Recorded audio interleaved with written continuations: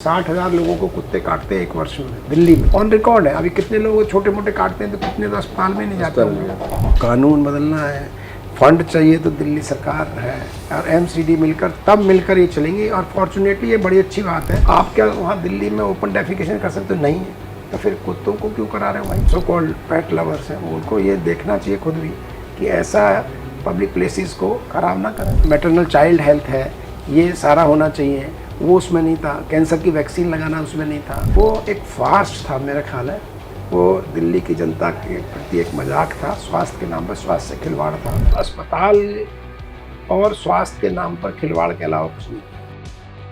पंजाब केसरी खरी बात में आज हमारे साथ हैं कृष्णानगर से भारतीय जनता पार्टी के विधायक डॉक्टर अनिल गोयल जी, जिनको कि ये कहा जाता है कि ये दिल्ली में सबसे पढ़े लिखे विधायक हैं, तो इनके पास जानकारी भी अधिक है।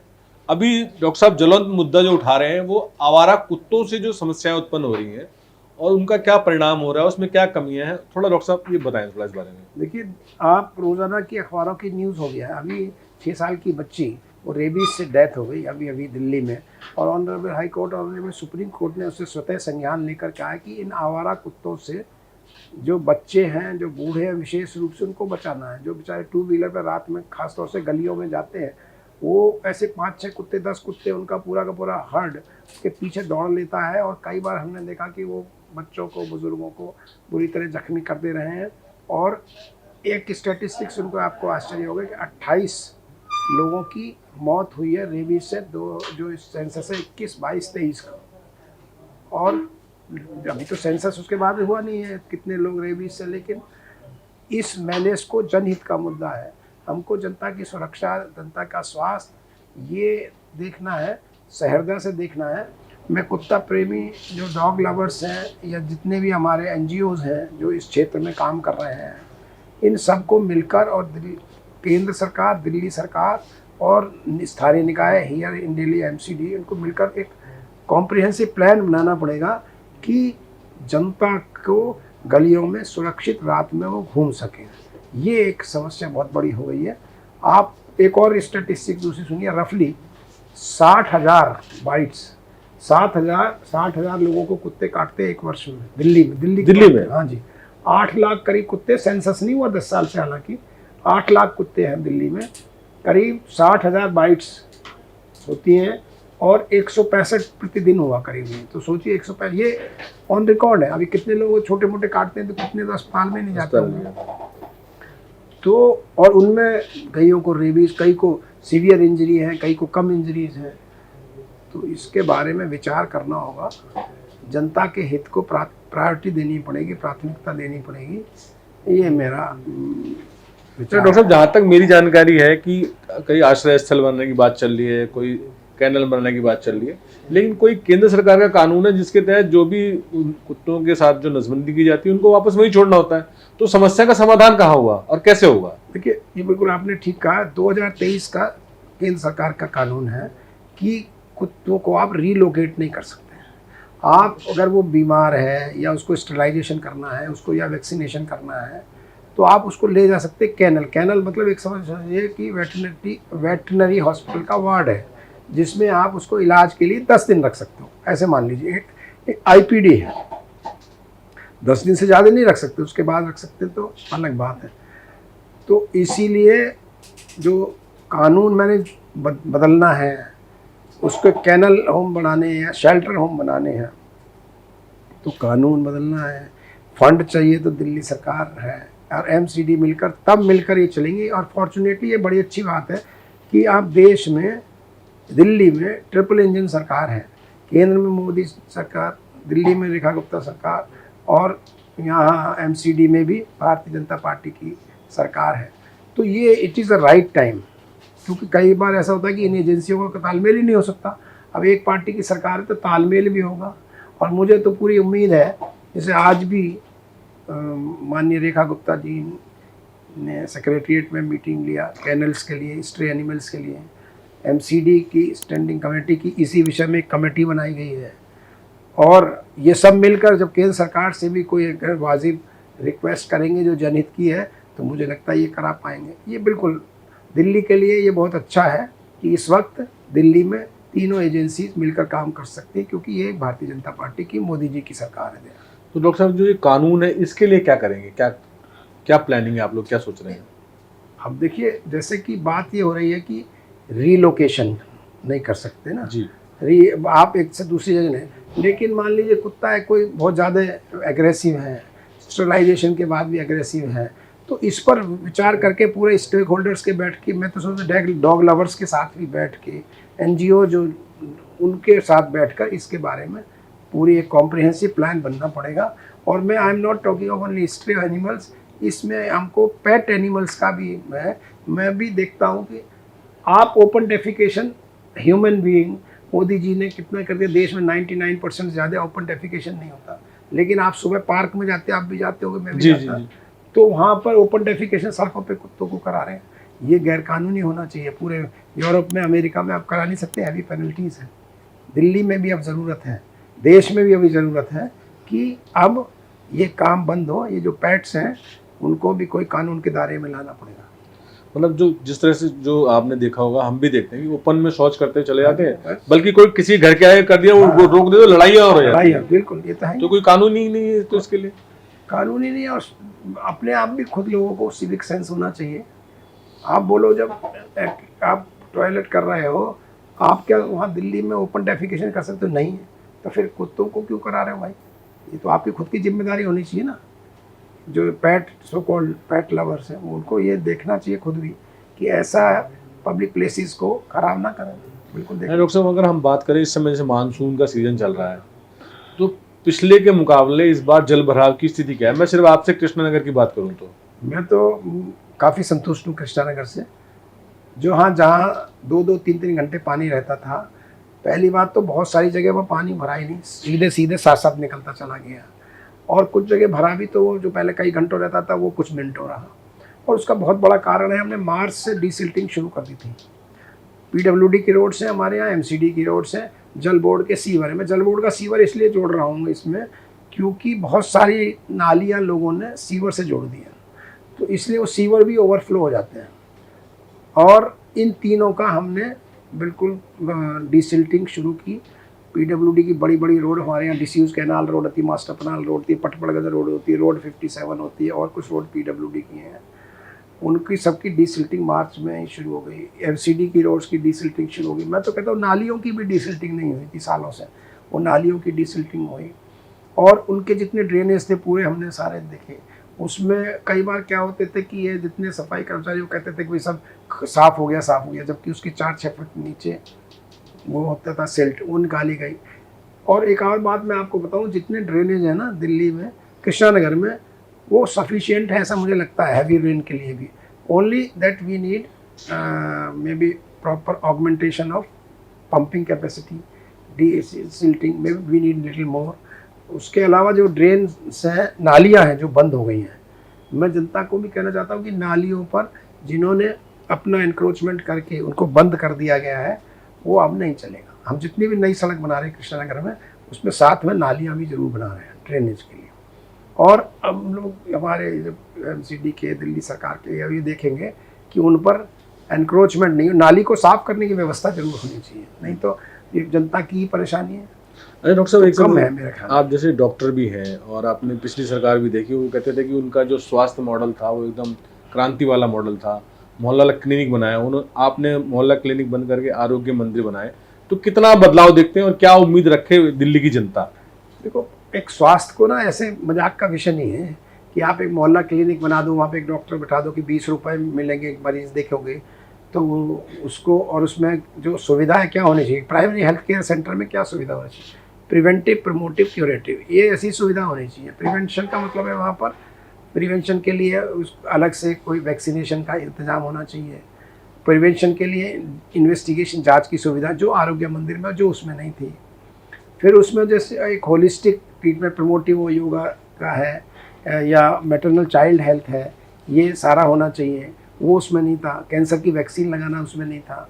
फिर ट्रीटमेंट के लिए भी वो इन्वेस्टिगेशन की फैसिलिटी इन हाउस हो, या इन हाउस फैसिलिटी उसमें कुछ भी नहीं था, सब आउटसोर्स था, वो भी फर्जी टेस्ट हो रहे थे। तो एक डिब्बे में लग गया और तीसरी चीज़ है कि एक प्राइमरी इमरजेंसी है वो उसको फर्स्ट एड दे रहा है, चलो चोट लग गया, टाका लगना, ये लगना, वो सब होना चाहिए, टिटनेस लगना, शुगर का अगर अचानक किसी को हो जाए तो उसके लिए कुछ व्यवस्था हो, ये देखना है। तो इमरजेंसी ट्रीटमेंट, पेट एब्डोमेन होते, इंजेक्शन लग जाए, ये सब होना आवश्यक है, वो सब उसमें कुछ नहीं था। तो वो अगर आप सिर्फ कहो कि एक आया मरीज को दवाई दे दिया, ये प्राइमरी हेल्थ सेंटर नहीं होता। हमारे स्टैंडर्ड्स हैं प्राइमरी हेल्थ केयर के, जो कि अब आरोग्य मंदिर में उनको लागू किया जा रहा है, उसको इम्प्लीमेंट किया जा रहा है। प्रिवेंटिव, प्रमोटिव, थेरेप्यूटिक, एक होलिस्टिक ट्रीटमेंट है, इन्वेस्टिगेशन भी है, डायग्नोसिस बनाना भी है, ट्रीटमेंट भी है, डॉक्टर प्रॉपर एमबीबीएस है, फुल टाइम है, ये सब कॉन्ट्रैक्ट फुल टाइम डॉक्टर है, पैथोलॉजिस्ट वहाँ बैठता है, वैक्सीनेशन की सुविधा वहाँ है, मैटरनल चाइल्ड है, उसको स्टरलाइजेशन की उसकी भी सुविधा है। तो इस तरह का अब आरोग्य मंदिर में हो रहा है। चोट लग जाए तो टाँके आके इमरजेंसी, प्राइमरी इमरजेंसी ट्रीटमेंट का भी है, ईसीजी है, ब्लड शुगर, कुछ भी नहीं था वहाँ, ईसीजी ब्लड शुगर कुछ भी नहीं था, नथिंग। तो वो एक फास्ट था, मेरा ख्याल है वो दिल्ली की जनता के प्रति एक मजाक था, स्वास्थ्य के नाम पर स्वास्थ्य से खिलवाड़ था। प्रॉपर उसके लिए एक अब आरोग्य मंदिर शुरू हो रहे हैं, और हर विधानसभा में 15 होंगे करीब। दिल्ली में 1000 से ज़्यादा आरोग्य मंदिर शुरू होने वाले हैं। इससे दिल्ली की स्वास्थ्य व्यवस्था सुधरेगी, क्वालिटी स्वास्थ्य व्यवस्था दिल्ली को मिलेगी। दिल्ली सरकार के अस्पतालों की अगर बात करें तो आप उनको कहाँ तक बेटर पाते हैं? दिल्ली सरकार के अस्पताल अभी देखो 4-5 महीने सरकार को हुए हैं, और इसमें पीएम अभीम के माध्यम से Ayushman Bharat infrastructure health mission, इसमें बहुत पैसा मिलके जो अभी पीपीपी मॉडल पे माननीय रेखा गुप्ता जी ने कहा 7 आईसीयू और कुछ और अस्पतालों को देंगे, तो दिल्ली में मुझे लगता है हज़ारों बेड आईसीयू की टर्शरी केयर के बढ़ेंगे। प्राइमरी केयर इन्होंने दे दिया आरोग्य मंदिर में, टर्शरी केयर को देंगे आईसीयू और उसके माध्यम से देंगे, एक ये हो गया। इसके बाद जहाँ और अस्पतालों में जो कमियाँ हैं, डॉक्टर्स की, मैन पावर की कमी है, वो सब भी दिल्ली की सरकार उसको भी देख रही है। तो मुझे लगता है कि स्वास्थ्य के मामले में जो अस्पताल हैं दिल्ली के, आप सोचिए 56,000 बेड दिल्ली में, 31,000 गवर्नमेंट सेक्टर में, 25,000 प्राइवेट सेक्टर में। लेकिन प्राइवेट सेक्टर में खास तौर से जो ये हमारे कॉरपोरेट्स हैं, उनको तो अफोर्ड भी नहीं कर सकता, 1 लाख रुपए पर डे आईसीयू का खर्चा है। तो इसलिए आईसीयू पर, जैसे मैडम ने कहा, पब्लिक प्राइवेट पार्टनर्स के माध्यम से बढ़ा रही है, और अभी 2.45 करीब बेड पर 1000 पॉपुलेशन है, जो कि WHO में 5 होने चाहिए। तो समझ लीजिए डबल बेड स्ट्रेंथ करनी है। वो कमिटेड है माननीय मुख्यमंत्री जी और दिल्ली की सरकार, वो आगे आने वाले वक्त में होगा, और केंद्र सरकार से भी मदद होगी तो वो भी होगा। करीब मेरे ख्याल में 22 अस्पताल हैं जो कि वो आधे अधूरे बने छोड़ गए हैं आपदा सरकार, वो पूरे बनेंगे और एग्जिस्टिंग सिस्टम रोबस्ट होगा। एक और इम्पॉर्टेंट बात है कि जो हॉस्पिटल इंफॉर्मेशन मैनेजमेंट HIMS है, वो अभी मुख्यमंत्री जी ने चालू किया, वो बहुत ज़रूरी चीज़ है। आप ऑनलाइन अपॉइंटमेंट भी ले सकते हो, नहीं तो लाइनों में लगे रहते थे मरीज, और पूरा लें वो ये वो है। तो उसको भी लागू करना बहुत दिन से पेंडिंग था, ये CAG की हेल्थ की रिपोर्ट में भी आया।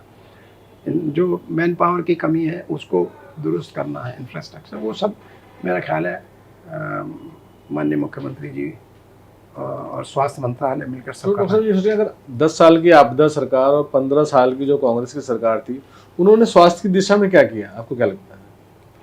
नहीं, मैं 10-12 साल का तो CAG रिपोर्ट है, मैं उसके बारे में तो बता सकता हूँ कि उन्होंने जो अस्पताल और स्वास्थ्य के नाम पर खिलवाड़ के अलावा कुछ नहीं किया।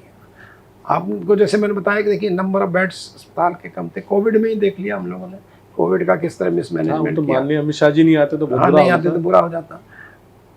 और हॉस्पिटल्स में भी जो था केओस है, आपको एक स्ट्रीमलाइन करना होगा, क्वालिटी उनका तो क्या था मैं बताऊँ आपको, एम्बुलेंस की सुविधा नहीं मिल रही, एडवांस लाइफ सपोर्ट, आपने स्कैग रिपोर्ट में पढ़ा होगा आपको, वहाँ CT स्कैन हमारा ही मशीन 2-3 अस्पतालों में, पूरे टर्शरी केयर अस्पतालों में वही नहीं, अल्ट्रासाउंड भी 6-8 घंटे हो रहा है। तो आप मरीज़ का इलाज कैसे करोगे? आज 2025 में आपको ये अर्जेंट अल्ट्रासाउंड चाहिए, CT चाहिए, जरूरत तो MRI चाहिए, 24 घंटे सुविधा चाहिए, वो तो 2-3 अस्पतालों में थी।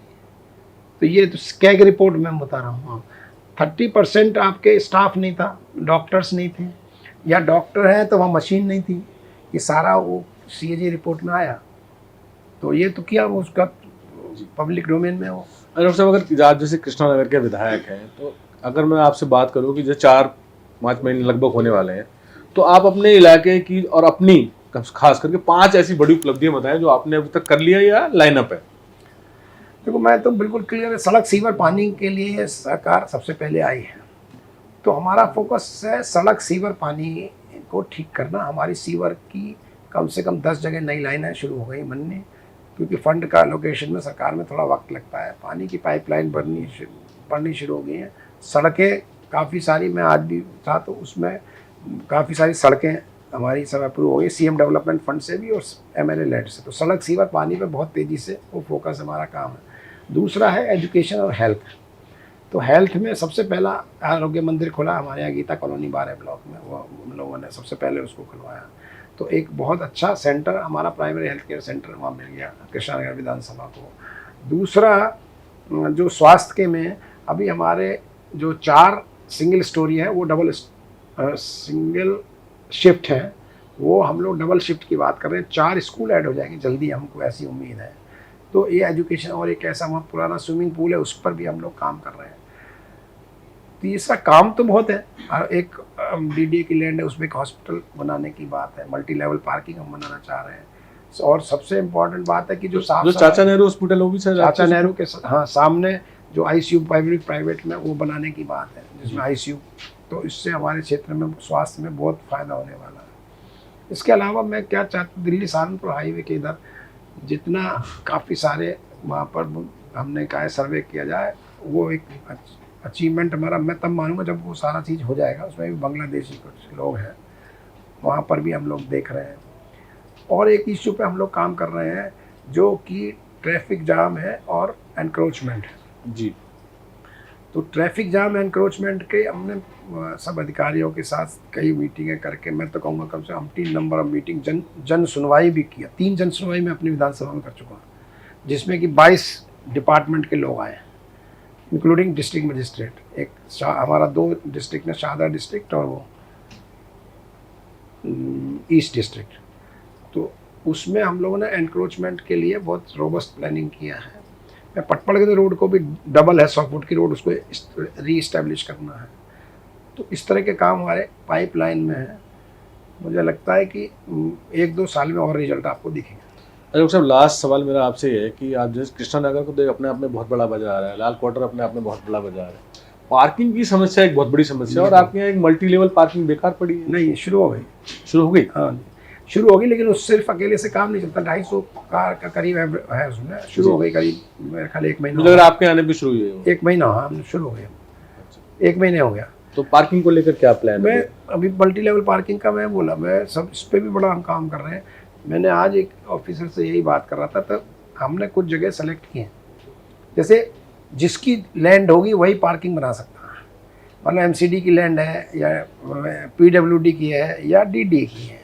डीडीए तो बनाता नहीं, डीडीए से हम कहते हैं कि बहुत सारी जगह दिल्ली सहारनपुर हाईवे पे, लेकिन वो पार्किंग वहाँ बनाने का फ़ायदा नहीं। तो हमको 3-4 जगह हम लोग चिन्हित करके मल्टी लेवल पार्किंग का, जैसे बलदेव पार्क के पास है जी, या पटपड़गंज रोड पे है, तो इसके प्लान चल रहा है। इस पर एस्टीमेट बनने की तैयारी में आगे आए। ये भी मेरी एक प्रायोरिटी में है, मल्टी लेवल पार्किंग। डॉक्टर साहब, चांदनी चौक है, वॉकिंग कर रखा है, तो क्या कृष्णानगर को हम सिर्फ वॉकिंग कर सकते हैं क्या? नहीं, तो मुझे लगता है वहाँ ना रेजिडेंशियल कॉलोनी भी है जी, तो लोग उसको मानेंगे नहीं। तो आप डॉक्टर साहब दिल्ली की जनता को और कृष्णानगर की जनता को क्या संदेश देना चाहेंगे हमारे माध्यम से?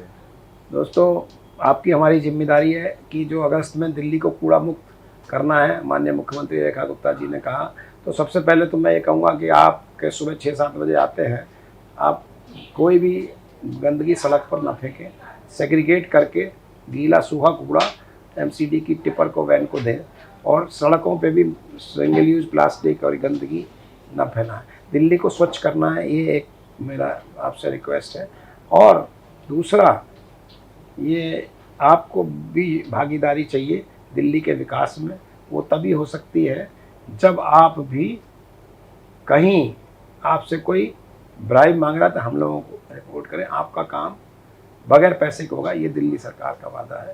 बहुत बहुत धन्यवाद। तो ये थे हमारे साथ डॉक्टर अनिल गोयल जी, जिन्होंने कहा कि दिल्ली के विकास में दिल्ली की जनता की सहभागिता जरूरी है। और सबसे बड़ी बात इन्होंने ये भी कही कि अगर कोई रिश्वतखोर, कोई अधिकारी, कोई कर्मचारी आपसे रिश्वत मांगता है तो आप हमें बताइए, उसके खिलाफ कार्रवाई होगी। पंजाब केसरी।